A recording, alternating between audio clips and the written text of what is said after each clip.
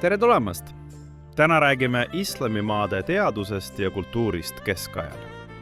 See oli aeg, mil Bagdadis, Kairos ja Cordobas õitsesid teadmised, kunst ja meditsiin. Islamimaailmas väärtustati õppimist ja tõde. Me tutvume teadlaste, arstide ja kunstnike tööga, kes mõjutasid kogu maailma arengut. 9. sajandil rajati Bagdadis tarkuse maja. Suur teaduskeskus, kus koguti ja tõlgiti vanu Kreeka, Pärsia ja India tekste. Teadlased istusid madalate laudude taga ja tõlkisid Aristotelese, Platoni ja Galenose teoseid araabia keelde. See oli oluline, sest teadmised ei kuulunud ainult ühele rahvale. Neid jagati ja arendati edasi. Islamimaailmas peeti õppimist Jumalale lähedaseks tegevuseks. Islamimaade teadlased uurisid tähti, planeete ja maailma kuju. Nad ehitasid observatooriume, kus kasutati astrolaabe ja taevagloobuseid.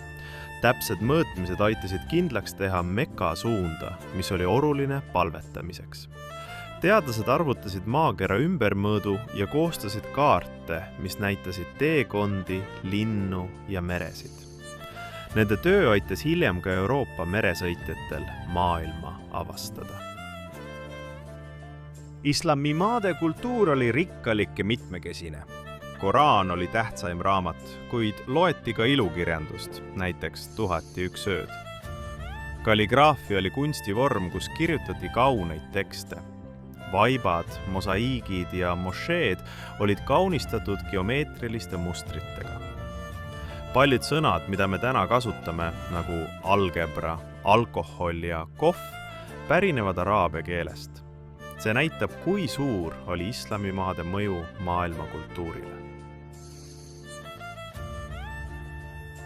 Islamimaade kultuur keskajal oli väga mitmekesine ja rikas.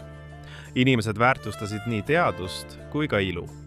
Üks tähtsamaid raamatuid oli Koraan, mis mõjutas keelt, kirjandust ja kunsti. Samal ajal loodi ka palju ilukirjandust. Üks tuntumaid teoseid on 1001 ööd, kus on lood Aladinist, Simbadist ja paljudest teistest tegelastest. Need lood näitavad, milline oli inimeste fantaasia ja huumor. Kunstis kasutati palju geomeetrilisi mustreid ja kauneid ornamente. Mošeede seinad olid kaunistatud värviliste plaatide ja keerukate kujunditega. Kalligraafia oli väga hinnatud kunstivorm, sest kujutisi ei kasutatud nii palju kui teistes kultuurides. Seetõttu kirjutati tekste eriti kaunilt ja hoolikalt. Ka käsitöö oli tähtis. Vaibad, keraamika ja metallist esemed olid tuntud kogu maailmas. Paljud sõnad, mida me täna kasutame, näiteks algebra, kohv ja admiral, pärinevad araabia keelest. See näitab, kui suur oli islami kultuuri mõju teistele rahvastele. Islamimaade kunst ja kirjandus aitasid kaasa maailma kultuuri arengule ja inspireerivad inimesi ka tänapäeval. Islamimaade teadus ja kultuur keskajal olid maailma arengus väga olulised.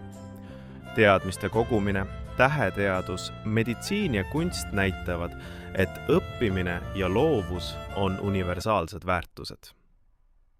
Aitäh, et vaatasid! Kohtume järgmises videos, kus uurime islami levikut ja kalifaadi ajalugu.